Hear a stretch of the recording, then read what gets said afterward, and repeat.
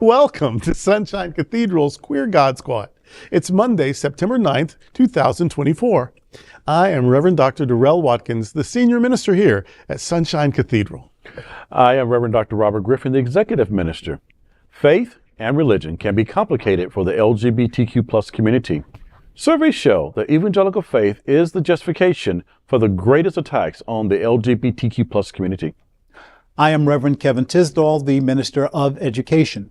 The Queer God Squad is going to explore our religious community. Let's explore the big news of the day and what it means to you. I am Reverend Dr. Ann Atwell, the Minister of Connections. This is live, and then we are available on demand. If our community is important to you, share this news with your friends and family. Join the conversation on your favorite streaming platform and social media. At Sunshine Cathedral, we're here to tell you that you're God's miracle, not God's mistake. This is the Sunshine Cathedral perspective. Of course, a hateful Texas pastor is arrested in sex trafficking sting. Of course. Certainly. Certainly. Taryn Dames, the 51-year-old senior pastor of North Dallas Community Bible Fellowship, was arrested earlier this year in connection with a human sex trafficking investigation.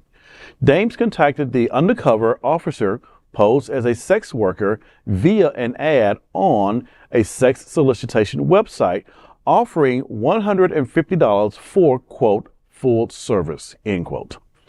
He was arrested at a local motel where he had arranged to meet the supposed sex worker. Although Danes was not implicated in the trafficking operation itself, he was removed from his position in May due to, quote, moral failure, end quote. Dane was notorious for his fiery sermons denouncing American society as a modern-day, quote, Sodom and Gomorrah, end quote. In the biblical narrative, Sodom and Gomorrah are two cities that God destroyed for lack of hospitality towards angelic messengers.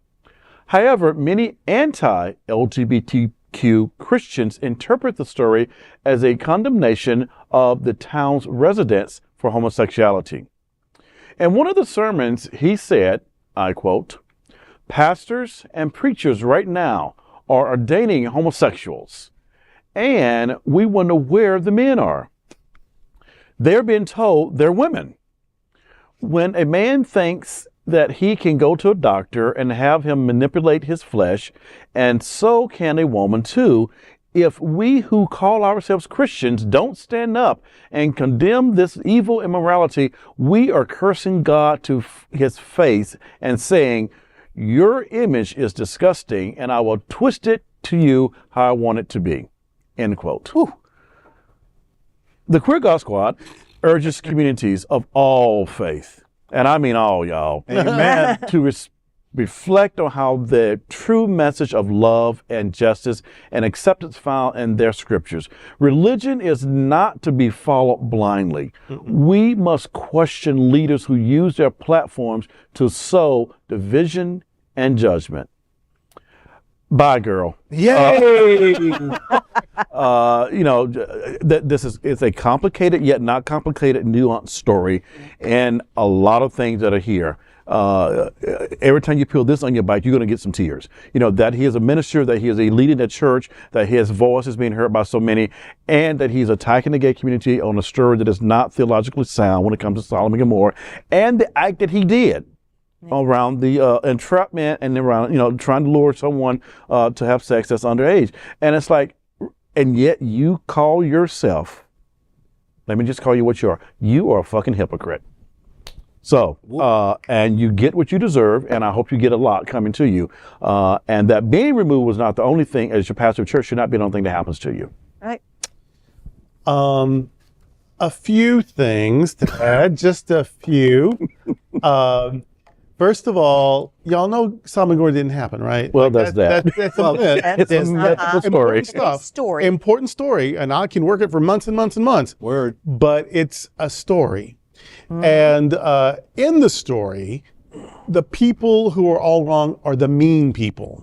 It's not, nobody's in trouble for for winking and blinking and wine and roses and tea dance, and there's none of that in the story. That They are inhospitable to strangers. They are cruel to strangers. They are mean to people they don't even know. They want to hurt people they don't even know. This is not about gay people. This sounds like a lot more to do with homophobic people who want to hurt people they don't even know, who are unwelcoming and mean and cruel to people they don't even know. So who are the sodomites? It's not people who are loving. It's the people who are obviously unloving. So there's that. Secondly, it didn't happen. And then thirdly, about this, the trans ignorance is overwhelming. I mean, Miss Thing, don't even talk about it. You don't know enough to talk about it. You've not read anything. You haven't met anybody. You haven't said anybody's lecture. Don't talk about it because you don't know anything about it. So the trans ignorance, I'm embarrassed for him that he even said that stuff. And as far as the image of God, do you suspect, again, from a story, it didn't happen.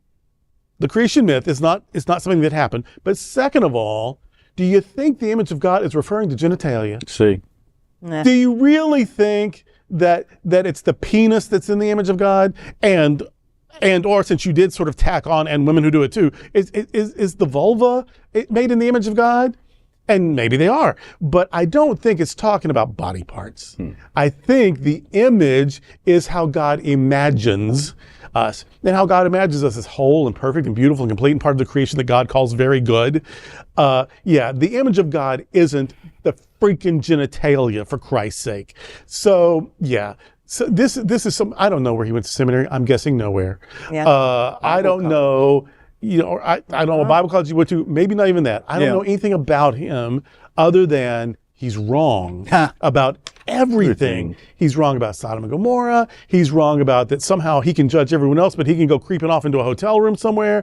He's wrong about what transgenderism even is. He's just wrong. And that's our best defense about this sort of thing. When you hear it, just know that's foolishness. That's silliness. That is nonsense. And he just is wrong.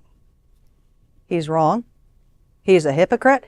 And he hurt a whole lot of people. He hurt a whole lot of people. People in his congregation, people not even in his congregation that are hearing this. There are lives that are destroyed when that kind of garbage is put out there. It is just total garbage. So I got nothing beyond that. Pastors are people.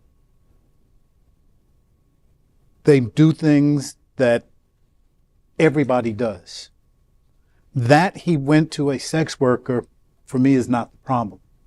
That he gets in his pulpit. That's the problem. Yeah, that's it. And says that what I'm doing on the DL is something that you shouldn't do. That's the problem. That's the thing. If the sex worker is of age, consenting adults, if they are consenting adults, do what you're going to do. Everything's a-okay. So he doesn't get a slap for doing that. He gets a kick in his groin for going out on his platform and telling people that what I do in private is the worst thing possible, and you can't do that because you're going to go, I'm sure he said it at one point or another, to hell. Going to hell. Well, just make room for me when you get there, Pastor, okay? Because what you're doing, like Reverend Dr. Ann said, is the worst thing that you can do to another human being. And I'm just going to leave it at that. It violates human trust. And that is the sin of Sodom. That is the sin of Sodom, is that he is being intentionally cruel and excluding people, hurting people, damning people that he doesn't even know. Like the crowds of were trying to hurt these angels that they didn't even know. That's the sin of Sodom. And apparently it was so vile, with so much cruelty and hatefulness, that they were actually pre-condemned. The angels were just there to get the family out. They were already pre-condemned. We know you. They were pre-condemned. So the story is about how horrific it is to God, how unacceptable it is to God. In the story, we don't have an answer for it, but how wrong it is to be intentionally cruel, especially to people you don't know. And so that's the thing. If it's not exploitive, if it's not violent, if it's consensual and everyone's an adult, I couldn't care less what you do. Unless it's really, interesting, then, maybe titillate me a little bit. But I couldn't care. I'm like, it's not about you that. Do you, boo. But that you condemn it, that you torment people with, that you shame people with it, while you can't keep your zipper up. See, that's the thing. That is the thing. Yep, that's it. Bye. And that's the thing. Bye, girl. Today, with the Queer God Squad, we want to thank you for joining us. We're here daily at 3 p.m. to have some fun and to discuss what our LGBTQ plus community is talking about. Sunshine Cathedral is the world's largest progressive queer church. Progressive, queer, and God are words that naturally should go together. And we are all in this together. Remember that. You are God's miracle, not God's mistake.